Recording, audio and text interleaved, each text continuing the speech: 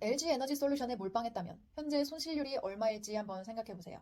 개별주 투자와 비교해본다면 자산 배분 포트폴리오의 MDD는 꽤 준수한 수준이라고 생각합니다. 언제 어느 상황이 오더라도 저는 손실을 보지 않고 자산시장에서 제 돈을 빼고 싶거든요. 두 계좌의 현재까지의 수익률을 먼저 공개하자면 안녕하세요.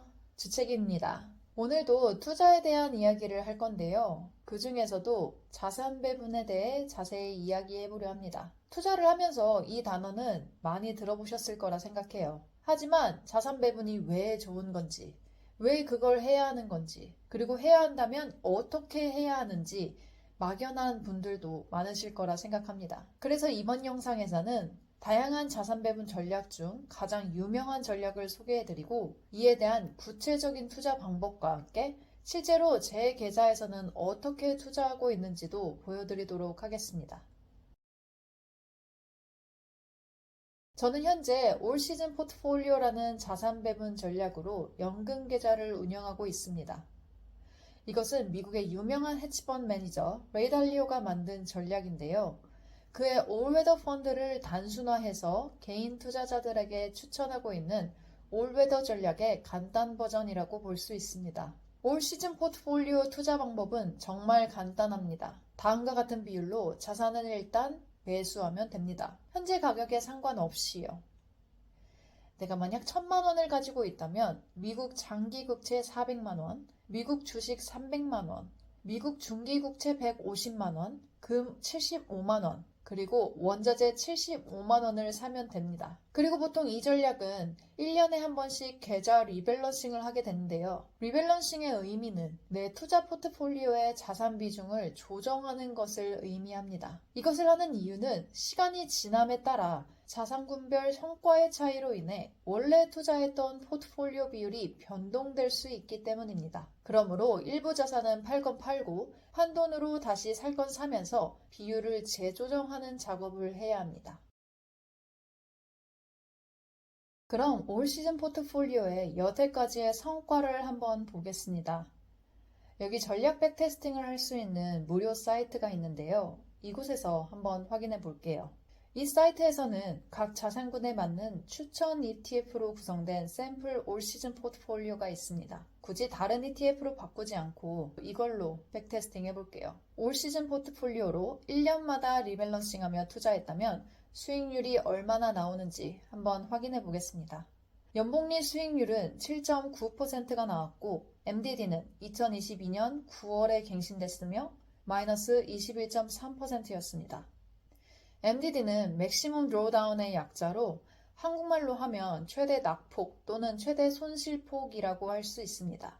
특정 기간 동안 포트폴리오가 최고점에서 최저점으로 하락한 최대 비율을 의미합니다. 즉, 이 포트폴리오는 내가 정말 운이 안 좋아서 최고점에서 이 전략을 시작했다 하더라도 최대 마이너스 21%까지의 손실만을 보았다라는 의미입니다. 생각보다 손실률이 크네 라고 느껴지신다면 한번 이런 상상을 해볼게요. 만약 내 돈을 네이버에 몰빵했다면 또는 LG에너지솔루션에 몰빵했다면 현재 손실률이 얼마일지 한번 생각해보세요. 개별주 투자와 비교해본다면 자산 배분 포트폴리오의 MDD는 꽤 준수한 수준이라고 생각합니다. 이 전략이 유명해진 이유는 모든 경제 상황에서 성과를 내는 것을 목표로 한 투자 전략이기 때문입니다. 레이 달리오가 설립한 미국의 헤지펀드 회사 브리치워터 홈페이지에 들어가 보면 올웨더의 개발 과정을 읽어볼 수 있는데요. 이 자료를 통해 올웨더 원칙이 어떤 질문에서 비롯되었는지 알 수 있습니다.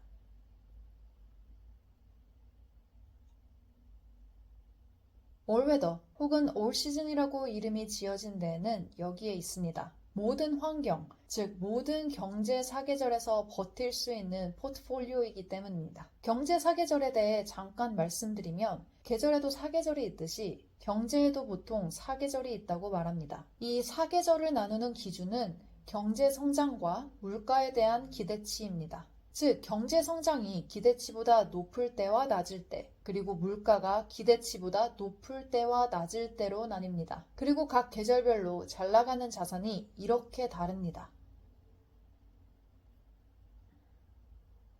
왜 이 표가 늘 먹히는지 인플레이셔너리 붐 계절을 예시로 간단하게 얘기해 볼게요. 경제 성장이 가속화되면 기업의 이익이 상승하겠죠. 기업의 이익이 상승하면 주식도 올라갈 것입니다. 그리고 물가 상승은 개발도상국에 유리한데요.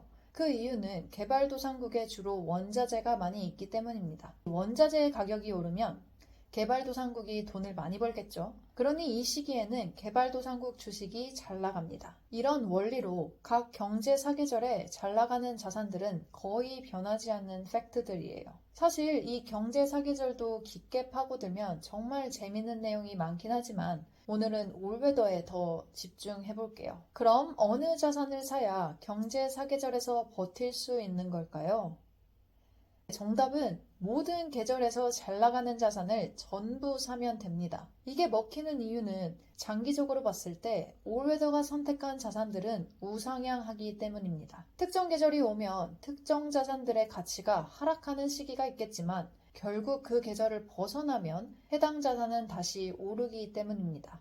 그럼 이 시점에서 이런 의문이 생길 수 있을 것 같아요. 현재 계절에 잘 나가는 자산만 사는 건 안 되나요? 그리고 계절이 바뀌면 다른 자산으로 갈아타면 되잖아요. 맞는 말씀입니다. 하지만 중요한 것은 봄, 여름, 가을, 겨울은 순서대로 계절이 진행되지만 경제 사계절은 그렇지 않다는 점입니다. 스태그플레이션이 왔다가 디플레이셔너리 버스트로 갈 수도 있고 그리고 다시 스태그플레이션으로 돌아갈 수도 있습니다. 그리고 각 계절별 기간이 정해져 있지도 않습니다. 한 계절이 2년 이상 갈 수도 있고 1년 만에 3계절이 지나갈 수도 있습니다. 코로나 시절 사이클이 정말 빠르게 바뀜을 경험한 적 있죠. 그리고 아까 말했듯 계절의 바뀜은 실제 경제 상황이 아닌 사람들의 기대치에 의존합니다. 곧 어떤 계절이 올지 예측한다는 건 사람들이 현재 경제 상황을 어떻게 느끼고 또 앞으로 어떻게 느낄지 예측한다는 의미입니다. 사실 저의 투자관은 예측을 하지 않는다입니다. 저는 경제 전문가도 아닐 뿐더러 경제 전문가들의 예측이 틀리는 것도 정말 많이 봐왔습니다. 저는 애초에 제 생각을 믿지 않아요. 그리고 애널리스트들의 생각도 한 반도 믿지 않습니다. 그래서 미래를 예측하지 않고 장기적으로 우상향할 자산들을 전부 들고 가는 전략인 올웨더로 투자하기로 결정한 것입니다. 이 전략은 주로 미국 주식시장에 상장된 ETF를 활용하는 것이 보편적입니다. 하지만 저는 개인연금 펀드와 IRP 계좌에서 올웨더 전략으로 투자하고 있기 때문에 한국 주식시장에 상장된 ETF를 매수할 수밖에 없었습니다. 그리고 어차피 같은 전략이지만 ETF를 다르게 가져가면 어떤 결과가 나올지도 조금 궁금했습니다. 그래서 한국형 올웨더 포트폴리오 샘플을 많이 서치해봤고 결과적으로 이와 같이 운용하고 있습니다. 두 계좌의 현재까지의 수익률을 먼저 공개하자면 개인연금은 약간의 손실을 보고 있는 상태이고요. 반면 IRP는 약 10%의 수익률을 보여주고 있습니다. 같은 전략에 대해 서로 다른 수익률을 보여주고 있는 이유는요. 첫째, 투자 시작 시기가 다릅니다. 개인연금 계좌는 2021년 4월부터 시작했고 IRP는 2022년 1월부터 시작했습니다. 둘째, 투자하고 있는 ETF가 다릅니다. 개인연금 계좌의 ETF를 잘 보시면 이름 뒤에 H가 붙어 있는데요. 이는 환해지 상품을 의미합니다. 환해지 ETF란 환율 변동으로 인한 리스크를 최소화하도록 설계된 상장지수 펀드입니다. 즉, 원화로 S&P 500 지수를 추종하는 ETF를 매수한다는 건 환율도 영향을 끼칠 수 있다는 건데요.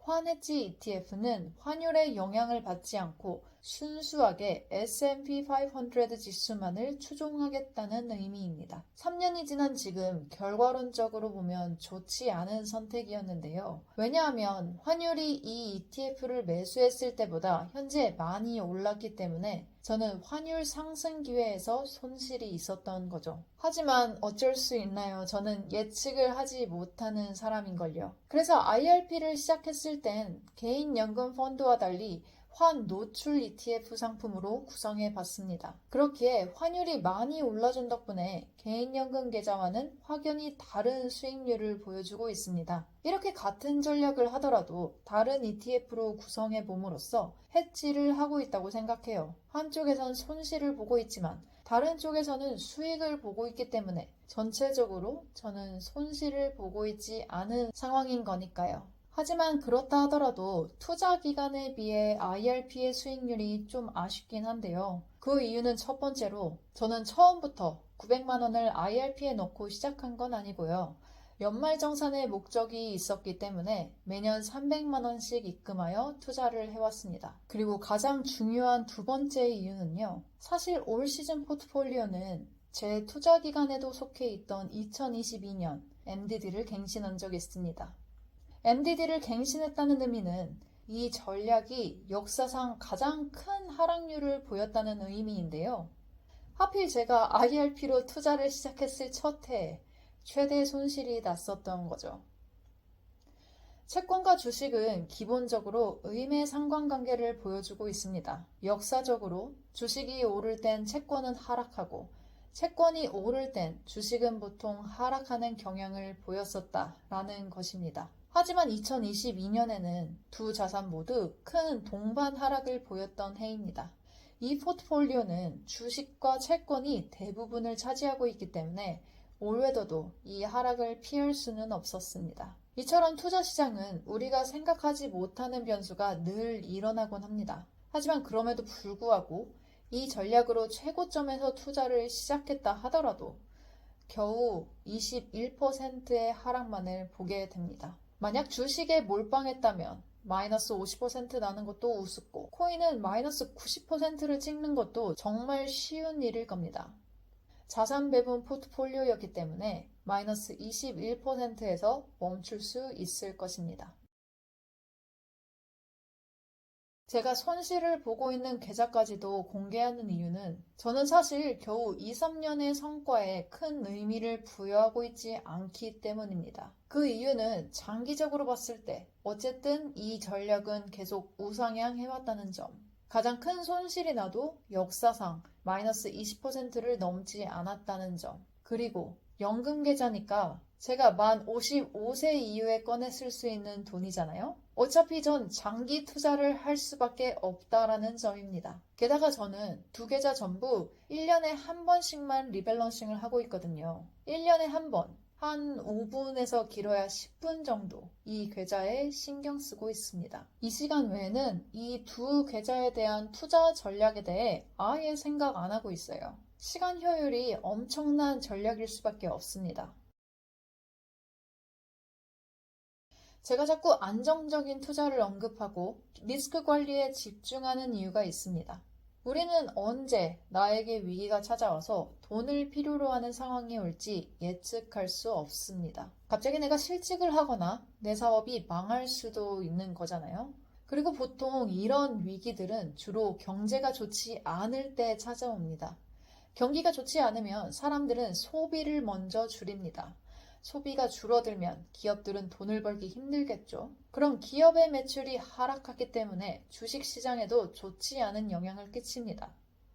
기업이 돈을 못 벌면 실업률도 높아집니다. 생산할 제품이 많지 않으니 채용을 많이 하지 않게 되겠죠. 그럼 직장인인 저도 그 위기에 노출될 수 있다는 의미가 됩니다. 그럼 결국 주식이 많이 하락했을 이 시점에 내가 투자하는 회사가 앞으로 전망이 좋든 말든 이건 아무 상관이 없게 됩니다. 나는 지금 당장 돈이 필요하니까요.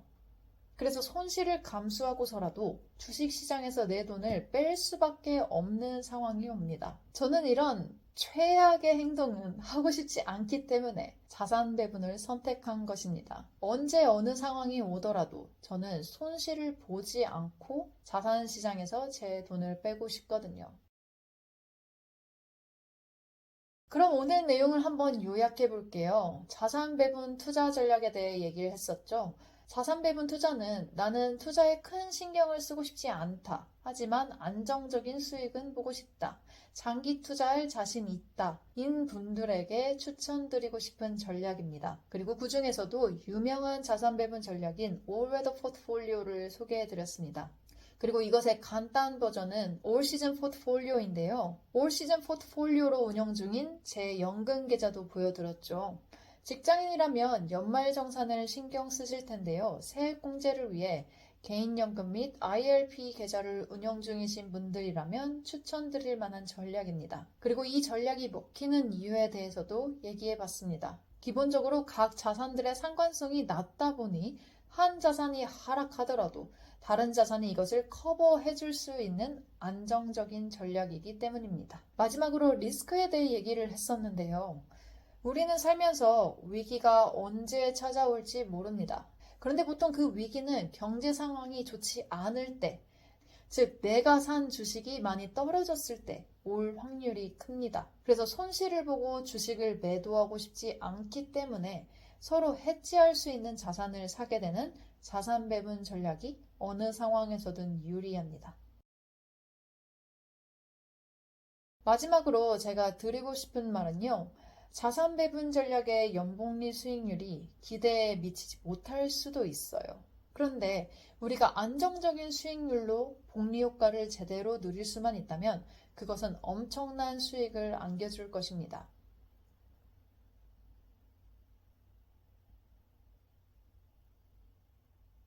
여러분들도 안정적으로 투자를 하고 싶다면 주식 외의 자산에도 한번 관심을 가져보는 계기가 됐으면 좋겠네요.